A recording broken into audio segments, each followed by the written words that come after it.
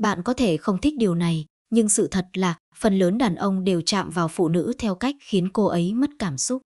Nghe có vẻ khó chịu, nhưng càng trưởng thành bạn sẽ càng nhận ra, không phải cứ gần gũi là tạo được kết nối, không phải cứ chủ động là khiến phụ nữ rung động.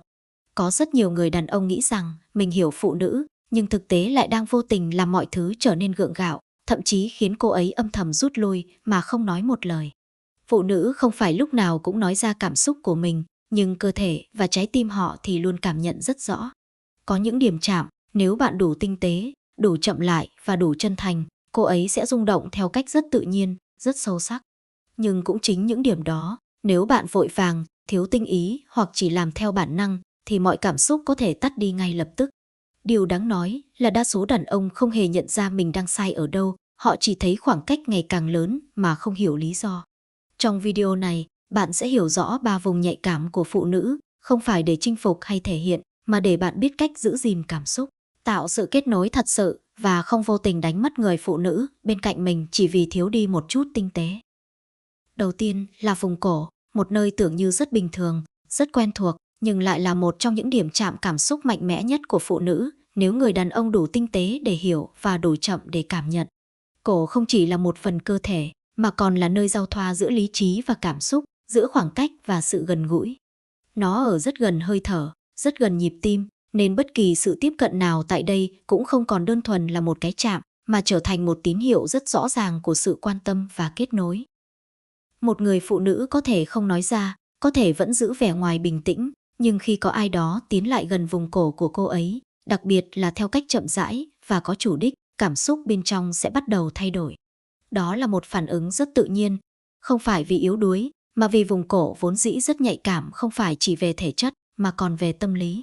Nó là nơi mà nếu bạn đủ tinh tế, bạn có thể khiến một người phụ nữ cảm thấy được quan tâm theo một cách rất riêng, rất sâu, rất khó diễn tả thành lời.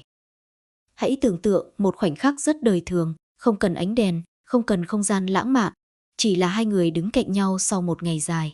Không có lời nói lớn lao, không có hành động phô trương, chỉ là bạn tiến lại gần một chút, đủ gần để cô ấy cảm nhận được sự hiện diện của bạn. Không vội vàng, không hấp tấp, một khoảng lặng ngắn, nhưng đủ để không khí thay đổi. Và chính trong khoảng lặng đó, cảm xúc bắt đầu được đánh thức. Phụ nữ cảm nhận những điều này rất rõ. Họ có thể không phân tích, nhưng họ cảm được. Một sự tiếp cận chậm rãi ở vùng cổ khiến họ nhận ra rằng bạn không chỉ đang làm, mà bạn đang cảm. Bạn không vội vàng chiếm lấy, mà đang tôn trọng khoảng cách, tôn trọng nhịp cảm xúc của họ. Và chính điều đó mới là thứ khiến họ rung động. Cái hay của vùng cổ nằm ở chỗ nó không chịu được sự thô ráp. Nếu bạn quá nhanh, quá mạnh hoặc thiếu đi sự tinh ý, thì cảm xúc sẽ lập tức bị ngắt. Thay vì rung động, cô ấy sẽ cảm thấy mất tự nhiên, thậm chí có thể khép mình lại. Nhưng nếu bạn đủ kiên nhẫn, đủ tinh tế để giữ mọi thứ ở mức vừa phải, một cái chạm nhẹ, một khoảng cách gần vừa đủ, thì chính sự chưa trọn vẹn đó lại khiến cảm xúc kéo dài lâu hơn. Có những người đàn ông nghĩ rằng phải làm điều gì đó thật rõ ràng, thật mạnh mẽ thì mới tạo được ấn tượng. Nhưng với phụ nữ, đôi khi điều khiến họ nhớ lâu nhất lại là những thứ rất nhẹ. Một khoảnh khắc rất nhỏ, rất ngắn, nhưng đủ tinh tế để khiến họ cảm thấy mình được chú ý, được quan tâm theo cách không giống ai. Vùng cổ cũng là nơi thể hiện rõ nhất sự khác biệt giữa bản năng và tinh tế. Bản năng thì vội vàng, trực diện, muốn đạt kết quả nhanh, nhưng tinh tế thì khác. Tinh tế là biết dừng lại đúng lúc, biết tiến gần, rồi lại giữ khoảng cách, biết để cảm xúc có thời gian lan ra thay vì ép nó phải xảy ra ngay lập tức.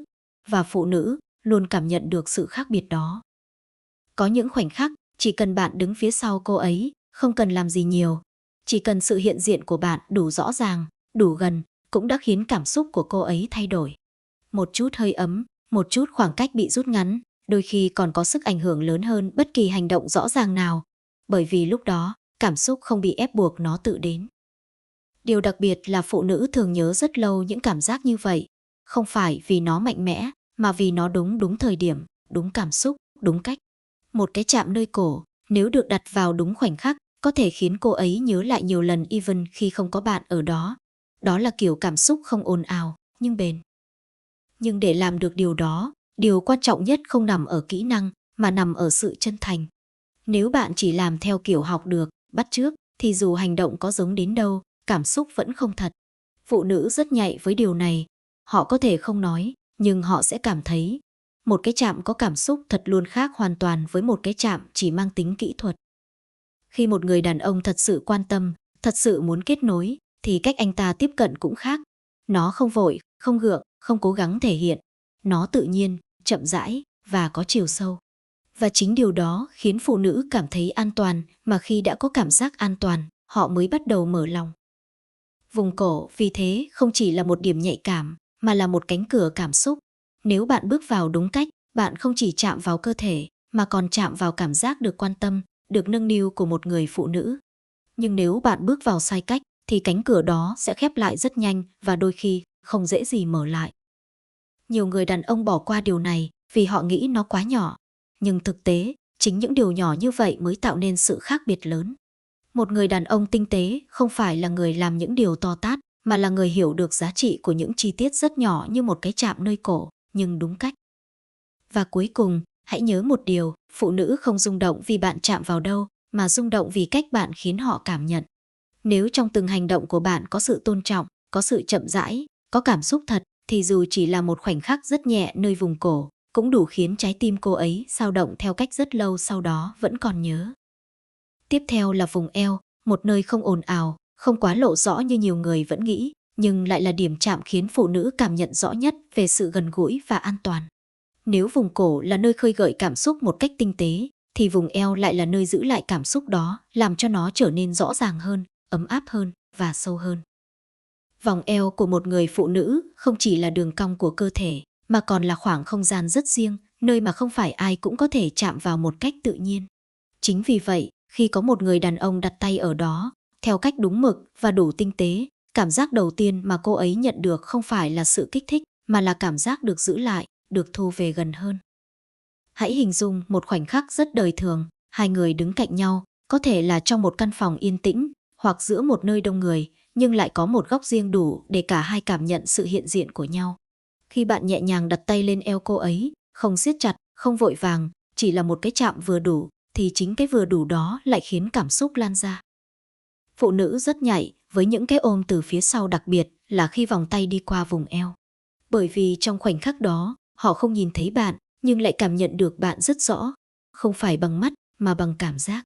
Một vòng tay khẽ ôm, một sự kéo nhẹ về phía sau, không cần nói gì, nhưng lại mang đến một thông điệp rất rõ ràng, anh ở đây và em đang ở trong sự quan tâm của anh. Cái hay của vùng eo là nó gắn liền với cảm giác an toàn. Không giống những điểm chạm mang tính bộc phát, vùng eo khiến phụ nữ cảm nhận được sự ổn định, sự chắc chắn. Một người đàn ông khi chạm vào eo phụ nữ theo cách nhẹ nhàng, có kiểm soát, sẽ khiến cô ấy cảm thấy mình được bảo vệ, được bao bọc. Và khi cảm giác đó xuất hiện, cảm xúc sẽ tự nhiên mở ra, không cần cố gắng. Nhưng cũng giống như vùng cổ, eo không dành cho sự vội vàng. Nếu bạn quá mạnh, quá gấp gáp hoặc thiếu sự tinh tế, thì thay vì cảm thấy dễ chịu, cô ấy sẽ lập tức có xu hướng thoát ra. Không phải vì cô ấy khó tính, mà vì cơ thể và cảm xúc của cô ấy không cảm nhận được sự an toàn trong hành động đó. Một cái chạm ở eo, nếu được thực hiện đúng lúc khi hai người đã có sự kết nối nhất định, sẽ giống như một bước tiến rất tự nhiên. Nó không làm mọi thứ trở nên gượng ép, mà ngược lại, khiến khoảng cách giữa hai người biến mất một cách rất nhẹ nhàng. Không cần lời nói, không cần giải thích, chỉ cần một vòng tay đặt đúng chỗ, đúng cảm xúc. Có những người đàn ông không hiểu vì sao có lúc họ làm rất nhiều, nhưng phụ nữ vẫn không rung động. Và có những người khác, chỉ cần một cái ôm nhẹ từ phía sau, một cái chạm rất đơn giản ở eo, lại khiến người phụ nữ nhớ rất lâu.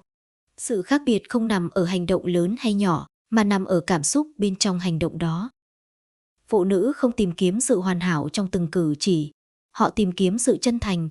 Một cái chạm ở eo, nếu chỉ là thói quen hoặc làm cho có, sẽ không mang lại cảm xúc gì đặc biệt. Nhưng nếu trong đó có sự quan tâm thật sự, có sự chậm rãi, có ý thức về cảm xúc của đối phương, thì chính điều đơn giản đó lại trở thành thứ khiến họ rung động. Vùng eo cũng là nơi thể hiện rõ nhất sự kết nối không lời. Bạn không cần nói, anh quan tâm em, bạn không cần giải thích anh muốn gần em hơn. Tất cả đã nằm trong cách bạn đặt tay, cách bạn giữ khoảng cách và cách bạn điều chỉnh nhịp độ của mình theo cảm xúc của cô ấy. Có những khoảnh khắc khi một người phụ nữ đang mệt mỏi, đang suy nghĩ, hoặc đơn giản là đang đứng lặng im, một vòng tay nhẹ qua eo từ phía sau có thể khiến cô ấy thở chậm lại. Không phải vì bất ngờ, mà vì cảm giác được chia sẻ, được ở bên cạnh mà không cần nói gì. Đó là điều mà rất nhiều người đàn ông bỏ qua. Họ nghĩ rằng phải nói điều gì đó thật hay, làm điều gì đó thật lớn thì mới khiến phụ nữ cảm động.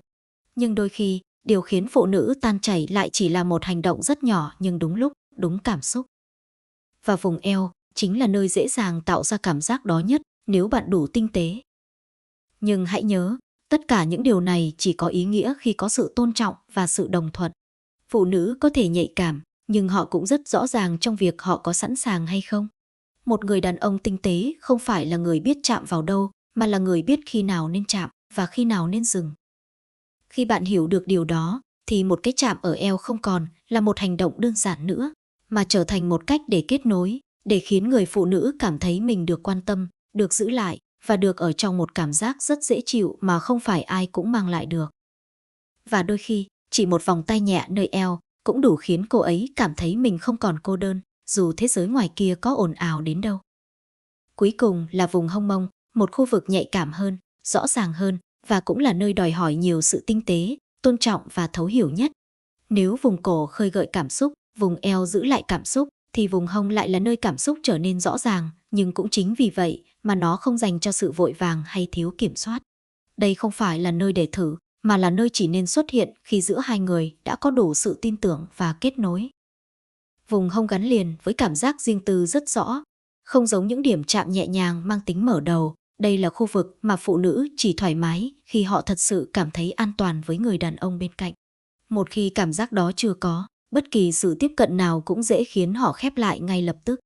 Nhưng khi niềm tin đã đủ đầy, khi cảm xúc đã được xây dựng từ những điều nhỏ nhất, thì chính nơi này lại trở thành điểm thể hiện sự gần gũi sâu sắc nhất giữa hai người.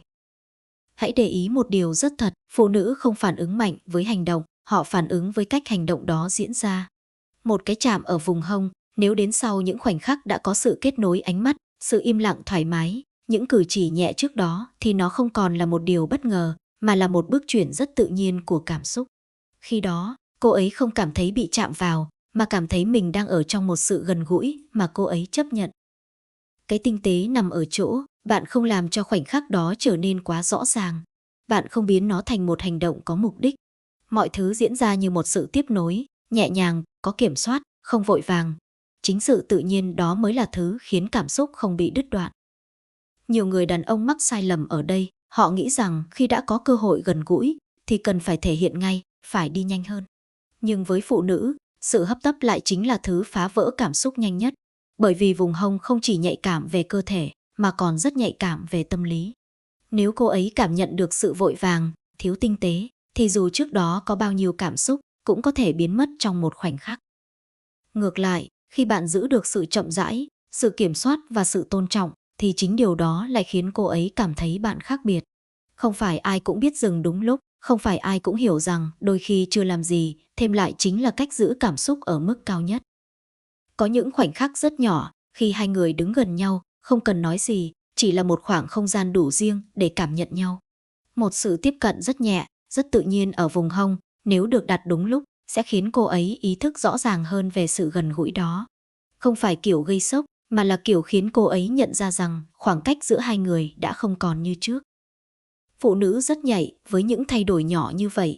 Họ cảm nhận được khi nào một người đàn ông thật sự quan tâm và khi nào chỉ đang làm theo bản năng. Một hành động ở vùng hông, nếu có cảm xúc thật phía sau, sẽ mang lại cảm giác ấm áp, gần gũi. Nhưng nếu thiếu đi sự chân thành, nó sẽ trở nên gượng gạo, thậm chí gây khó chịu.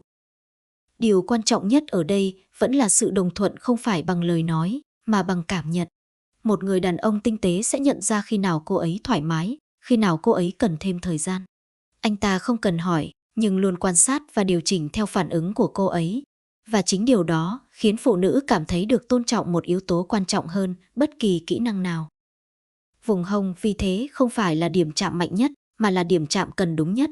Nếu đúng thời điểm, đúng cảm xúc, nó sẽ làm cho sự kết nối trở nên trọn vẹn hơn. Nhưng nếu sai, nó có thể khiến mọi thứ quay về con số không.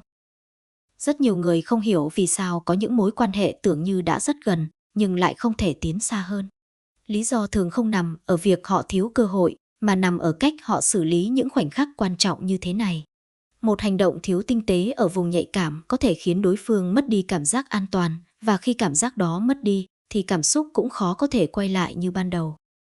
Ngược lại, Khi mọi thứ diễn ra một cách tự nhiên, khi mỗi bước tiến đều có sự tôn trọng và lắng nghe, thì vùng hông không còn là một giới hạn, mà trở thành một phần của sự kết nối. Không cần phô trương, không cần quá rõ ràng, nhưng đủ để cả hai cảm nhận được sự gần gũi, đó là thật. Và cuối cùng, hãy nhớ một điều rất quan trọng, phụ nữ không rung động vì bạn dám làm gì, mà rung động vì bạn biết làm gì và biết dừng ở đâu. Một người đàn ông khiến họ cảm thấy an toàn, được tôn trọng và được thấu hiểu, luôn có sức hút mạnh hơn rất nhiều so với người chỉ biết hành động theo bản năng. Bởi vì cảm xúc thật sự không đến từ những gì quá mạnh, mà đến từ những gì vừa đủ, đúng lúc và có chiều sâu. Và ở vùng hông, điều đó càng đúng hơn bao giờ hết. Và sau tất cả, điều quan trọng nhất bạn cần nhớ không phải là vùng cổ, vùng eo hay vùng hông, mà là cảm xúc bạn đặt vào từng hành động. Bởi vì phụ nữ chưa bao giờ rung động chỉ vì một cái chạm, họ rung động vì cách bạn khiến họ cảm thấy khi được chạm vào. Một người đàn ông tinh tế không phải là người biết nhiều kỹ thuật, mà là người hiểu giới hạn, hiểu cảm xúc và biết dừng đúng lúc. Khi bạn đủ chậm, đủ chân thành và đủ tôn trọng, thì dù chỉ là một cái chạm rất nhẹ, cũng có thể trở thành điều khiến cô ấy nhớ mãi. Còn nếu bạn vội vàng, thiếu cảm xúc, thì dù làm nhiều đến đâu, cũng chỉ khiến mọi thứ xa dần. Tình cảm không nằm ở việc bạn tiến nhanh đến đâu, mà nằm ở việc bạn khiến người bên cạnh cảm thấy an toàn đến mức nào. Khi một người phụ nữ cảm thấy an toàn, cô ấy sẽ tự mở lòng. Và khi trái tim đã mở, mọi sự kết nối đều trở nên tự nhiên, không cần gượng ép. Nếu bạn xem đến đây, có lẽ bạn không chỉ muốn hiểu phụ nữ, mà còn muốn trở thành một người đàn ông tốt hơn trong cách yêu. Và đó mới là điều quan trọng nhất. Nếu bạn thấy video này giúp bạn nhìn nhận mọi thứ khác đi, hãy để lại một like và đăng ký kênh để không bỏ lỡ những chia sẻ sâu sắc hơn về tâm lý, tình yêu và hôn nhân. Và biết đâu, chỉ một thay đổi nhỏ trong cách bạn quan tâm hôm nay lại có thể giữ được một người rất quan trọng trong cuộc đời bạn ngày mai.